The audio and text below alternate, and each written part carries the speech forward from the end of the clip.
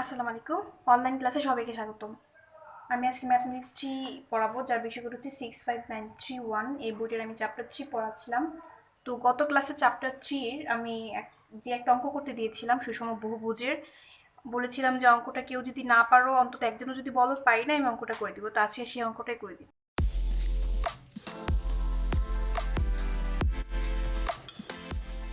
আমি অলরেডি প্রশ্নটা এখানে লিখে রেখেছি, কারণ আমি গত ক্লাসে প্রশ্নটা লিখেছিলাম। হ্যাঁ, বলেছিলাম যে এখানে অঙ্কটা করে দেবো। শুরু করে দিই কেমন? আমরা প্রশ্নটা জাস্ট একবার বুঝে নিব, তারপর অঙ্ক শুরু করে দিব। দেখো কি বলেছে, একটি সুষম ষড়ভুজাকৃতি উঠানের প্রতিবাহুর দৈর্ঘ্য দেওয়া আছে। তাহলে আমরা ফার্স্টে একটা ষড়ভুজ এঁকে নেব। আমি একটা ষড়ভুজ এঁকে নিচ্ছি।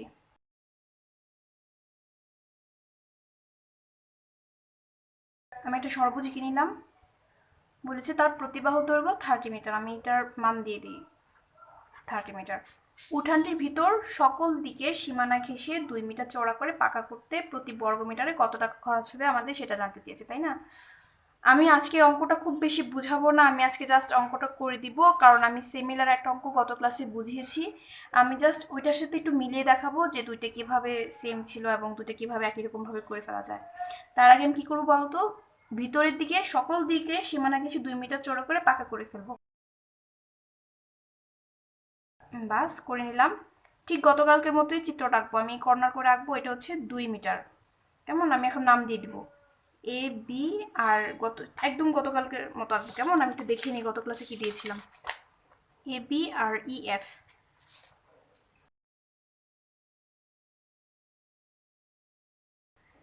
এফ আর এটার নাম ছিল হচ্ছে সি।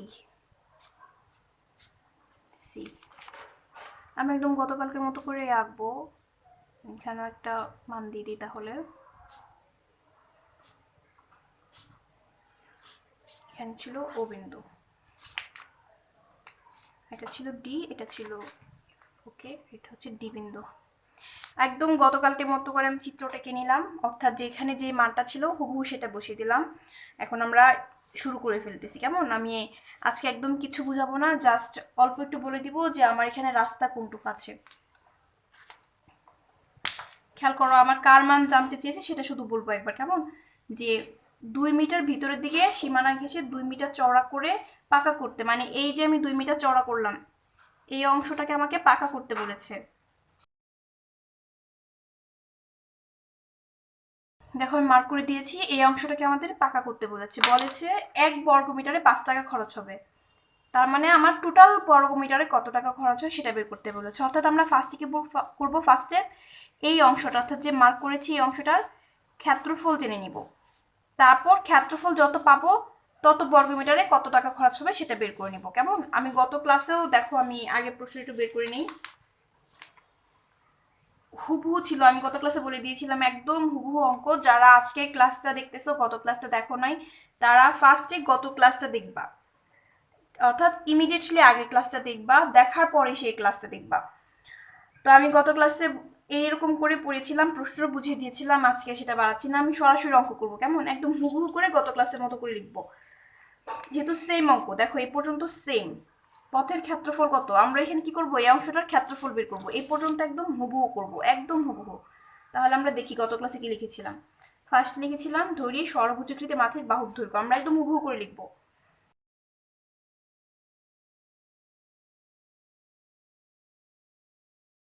শুধু ওই যে মাঠের জায়গায় লিখবো, যেখানে মাঠ ছিল এখানে কি আছে, উঠান, উঠান লিখবো। কেমন?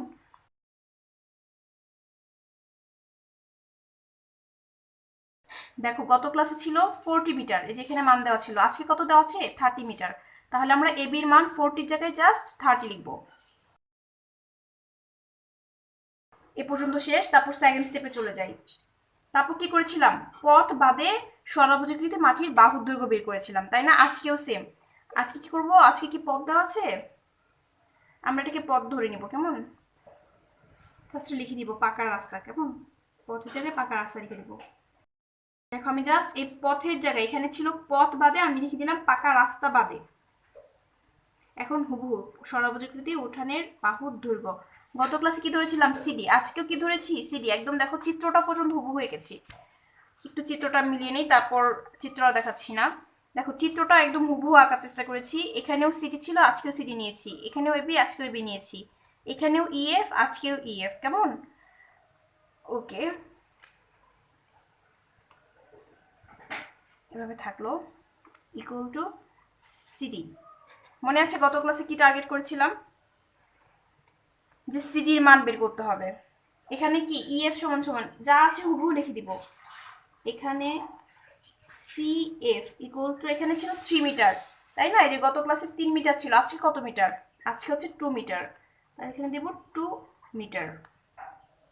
তারপর কি করেছিলাম দেখো, তারপর বের করেছিলাম সরাভুজকৃতি মাঠের ক্ষেত্রফল, আজকেও সেম। এখন আমি আজকে কিছু বুঝাচ্ছি না, তোমরা হয়তো বুঝে গেছো, কারণ আমি গত ক্লাসে হুবহু এই অঙ্কটা বুঝিয়ে দিয়েছি। যারা পারো নাই তাদের জন্য আমি অঙ্কটা করে দিচ্ছি আজকে, যারা তুমি দেখে বুঝে ফেলতে পারো কোথায় তোমার ভুল হয়েছিল। এজন্য আমি আজকে নতুন করে কিছু বোঝাচ্ছি না, জাস্ট সরাসরি অঙ্কটা করছি, অর্থাৎ জাস্ট ক্যালকুলেশনটা করব আমি।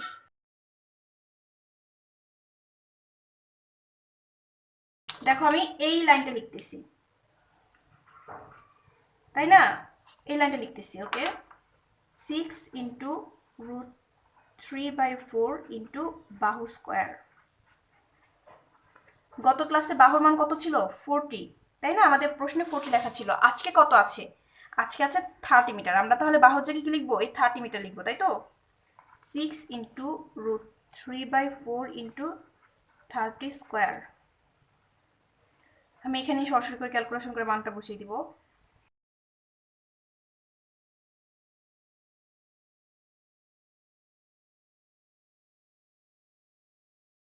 ওকে, তারপর কি করেছিলাম মনে আছে?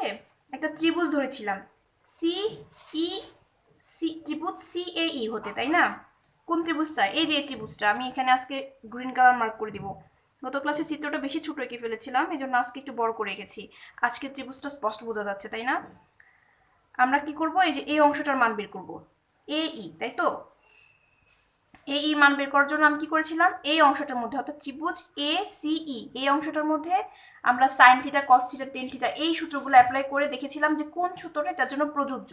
কার মান বের করার জন্য? সিই, অর্থাৎ এমন একটা সূত্র বের করেছিলাম যেখানে ভূমি এবং লম্ব আছে। তার মানে এখন সেম আগের মতো করি, কেমন? টেনের সূত্র দিয়ে করেছিলাম, একদম টেনের সূত্র দিয়ে করব। Tan theta equal to,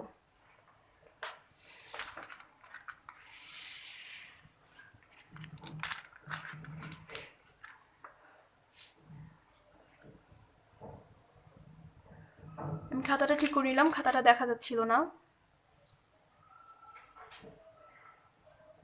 tan theta equal to লম্ব বাই ভূমি, তাই না?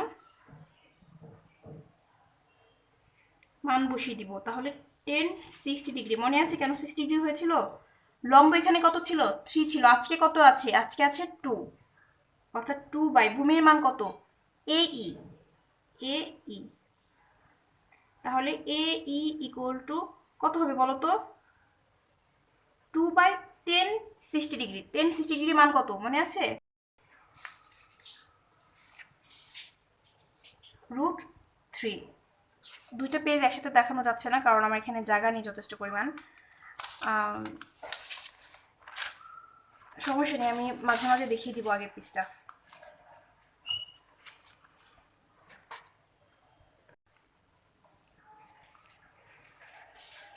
দেখো গত ক্লাসে আমি যখন এটার মান বের করেছিলাম এ ই, সেখানে ছিল 3/√3। আজকে কত আছে? আজকে যেহেতু লম্ব আমাদের 2, তার মানে আছে 2/√3। আমরা এখান থেকে এটার মান বের করে নেব, 0.15 মিটার। এখন মনে আছে কি করেছিলাম? একদম আগের মতো হুবহু করব, একদম হুবহু আগের মতো করব, কোনো পার্থক্য রাখবো না। দেখো কি করেছি। তারপর এখন এবি, এবি কে 3টা পার্টে ভাগ করেছিলাম। আজকেও কি করব? এবি কে 3টা পার্টে ভাগ করব। 3টা পার্ট কি কি? দেখো, একটা হচ্ছে এ ই, একটা হচ্ছে এই অংশটা, আর একটা হচ্ছে এই অংশটা। আমি অন্য কালার ইউজ করলে জিনিসটা স্পষ্ট বোঝা যেত। দেখো, একটা তো মিডল অংশ নিলাম, একটা হচ্ছে এই পার্ট, আর একটা হচ্ছে এই পার্ট। তাহলে আমরা লিখবো সুতরাং এ বি ইকুয়াল টু, কি লিখবো? এ ই, তাই না? A E plus E F plus F B implies A বির মান কত? 30 আর AE 1.15 plus EF plus FB এর মান কত? FB এর মানও এই 1.15, কারণ আমরা জানি AE এবং FB দুইটা কি সেম 1.15। আমরা লিখে দিব যেহেতু AE equal to FB। আমি এখানে ছোট্ট একটা জিনিস ইনক্লুড করতে চাই। আমি জানি তোমরা অনেকেই বই ফলো করো, বই ফলো করে আজকে যেভাবে করতেছি দশমিকের জন্য অনেক সময় মানটা খুব বেশি এদিক সেদিক হয়ে যায়। আমি জাস্ট এই লাইনটা একটু দেখো, আমি এই লাইনটা একটু দেখিয়ে নিচ্ছি। দেখো আমি এখানে 2/2 ডিভাইডেড কত আছে √3 এটার মানটা যখন বের করি তখন মানটা এরকম আসছে 1.1547, তাই না? এখন আমরা যদি 2 দশমিক স্থান পর্যন্ত নেই অর্থাৎ 1.15 পর্যন্ত নেই তাহলে বাকি অংশটা বাদ দিয়ে দিব, কিন্তু আমরা যদি 3 দশমিক স্থান পর্যন্ত নেই, মনে করো 1.154 পর্যন্ত নিব, অর্থাৎ কি 4টা কি 5 হয়ে যাবে। আমরা আজকে 3 দশমিক স্থান পর্যন্ত নিব। ওকে, শুধু এই অঙ্কটার জন্য দেখো 3 দশমিক স্থান পর্যন্ত নিচ্ছি, কেন নিচ্ছি একটু পরে আমি বলে দিব।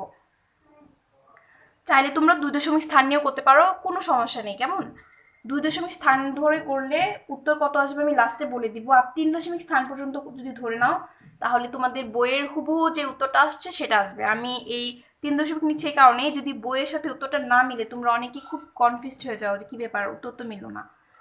যাই হোক আমি 3 দশমিক স্থান পর্যন্ত নিয়ে করতেছি। তাহলে কেমন, তাহলে আমরা কি করব 30 ইকুয়াল টু ফার্স্টে দুটো যোগ করে দিব, তাই না? অর্থাৎ EF প্লাস এটা যোগ করো, কত হয় 2.31, 2 দশমিক স্থান পর্যন্ত নিয়েছি। কেমন 1.155 প্লাস 1.155। দেখো আমি যখন এই দুটো যোগ করছি তখন মান কিন্তু 2 দশমিক পর্যন্তই আসে, অর্থাৎ 2.31 পর্যন্ত আসে। কিন্তু আমি যদি 2 দশমিক স্থান পর্যন্ত শুরুতেই নিতাম তাহলে আমার মান আসতো 1 দশমিক স্থান পর্যন্ত। একটু দেখো আমি যদি 2 দশমিক স্থান পর্যন্ত নিতাম এই জায়গায়, অর্থাৎ ফার্স্টে যখন নিয়েছিলাম তাহলে 1.15 থাকতো। তাহলে দেখো 1.15 অর্থাৎ 2 দশমিক স্থান নিয়েও দেখাচ্ছি কিরকম হতো, প্লাস 1.15 2 দশমিক স্থান পর্যন্ত নিলে আমার এখানের মানটা 1 দশমিক স্থান পর্যন্ত আসে, যার ফলে একটু আগে আমি 2 দশমিক না 3 দশমিক স্থান পর্যন্ত নিয়েছি, যার ফলে এখন আমার মানটা কি 2 দশমিক ঘর পর্যন্ত আসছে। ওকে, এখন বিগ করে দিব, অর্থাৎ EF equal to 30 minus 2.31। Calculation করে মানটা একদম সরাসরি বসিয়ে দিব 27.69। খেয়াল করো সব জায়গায় 2 দশমিক, এখানেও 2 দশমিক, এখানেও 2 দশমিক, শুধু এই একটা জায়গায় আমি 3 দশমিক নিয়েছি, কারণ একটাই। এর পরবর্তীতে যদি 2 দশমিক 2 দশমিক যোগ করি এখানে 1 দশমিক চলে আসছে, যার ফলে এখানে আমি 3 দশমিক নিয়েছিলাম, ফলে যোগ করে আমি 2 দশমিক স্থান পর্যন্ত পেয়েছি। তোমরা যারা এখানেও 2 দশমিক নিবা তাদেরও কোনো সমস্যা নেই, তাদের অঙ্কটাও হবে এত মিটার। একটু দেখে নিই আমরা কি পর্যন্ত গিয়েছি। কেমন আজকে একদম কিছু বোঝাবো না, শুধু ওই অঙ্কটার মতো করে দিব।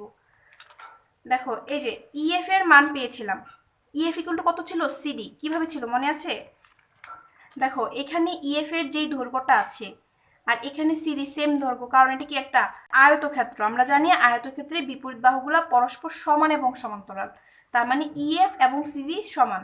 তাহলে আমরা লিখে দিব সুতরাং CD ইকুয়াল টু 27.69, তাই তো? ওকে, তারপর কি করেছিলাম মনে আছে? তারপর এই যে ভিতরের যেই ষড়ভুজটা অর্থাৎ পাকা রাস্তা বাদে যে ষড়ভুজটা তার ক্ষেত্রফল বের করেছিলাম। আবার দেখো আমি আগের অঙ্কটা চলে যাচ্ছি একটু।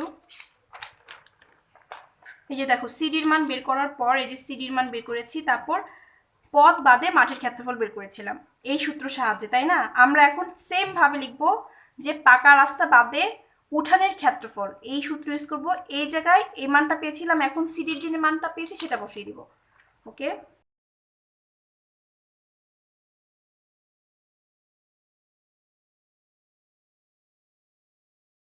সিডির মান বসিয়ে দিচ্ছি 27.69। আমি আবার বলতেছি যারা আজকে ক্লাসটা বুঝতেছো না তারা গত ক্লাসটা দেখে আসবো অবশ্যই। গত ক্লাসটা দেখার পর আমি এই অঙ্কটা হোমওয়ার্ক দিয়েছিলাম, যারা হোমওয়ার্কটা পারো নাই তাদের জন্য আমি আজকে অঙ্কটা করে দিচ্ছি, যার ফলে কিছু বোঝাচ্ছি না, আমি শুধু ক্যালকুলেশনটা করে করে যাচ্ছি, যেহেতু সেম অঙ্ক ক্যালকুলেশন করে মান বসিয়ে দিব।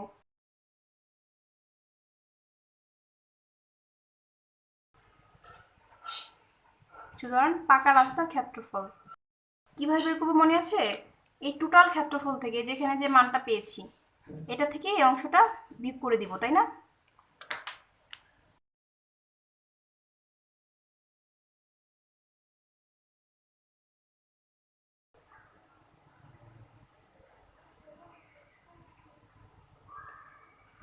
জাস্ট বিয়োগ করে মান বসিয়ে দিয়েছি, এত বর্গমিটার। একটু খেয়াল করো, দেখো এই পর্যন্ত আমি যে করেছি এই লাইনটা পর্যন্ত এবং গত ক্লাসের অঙ্কের এই আনসার পর্যন্ত একদম হুবহু, একদম হুবহু। যে অংশটা আজকে এক্সট্রা সেই অংশটুকু দেখো, প্রশ্নে চলে যাচ্ছে। দেখো প্রতি বর্গমিটারে 5 টাকা হিসাবে খরচ হবে, তার মানে কি 1 বর্গমিটারে খরচ হবে 5 টাকা। আমি টোটাল কত বর্গমিটার পেয়েছি? 346.23 বর্গমিটার পেয়েছি, তাই না? এখন আমরা দেখব এত বর্গমিটারে কত টাকা খরচ হয়। দ্যাট মিন্স ঐকিক নিয়ম, আমরা লিখব যে 1 বর্গমিটারে খরচ হয় 5 টাকা, তাই না? টোটাল কত বর্গমিটার পেয়েছি এটা, সুতরাং 346.23 বর্গমিটারে খরচ হয় ইকুয়াল টু 5 ইন্টু এই অংশটা, তাই না? গুণ করে দিলে যেটা পাবো সেটাই উত্তর।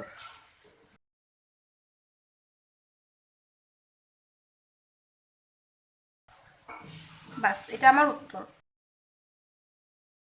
আর ঠিক একই রকমের কয়েকটা অঙ্ক দিয়ে দিব, তোমরা অবশ্যই করবা। অঙ্কটা অনেক বেশি ইম্পর্টেন্ট, অনেক বেশি ইম্পর্টেন্ট বিধায় আমি আজকে অঙ্কটা আবার করে দিলাম। ওকে, আমি তাহলে একদম হুবহু কয়েকটা অঙ্ক তোমাদের দিয়ে দিচ্ছি, করে নিবা।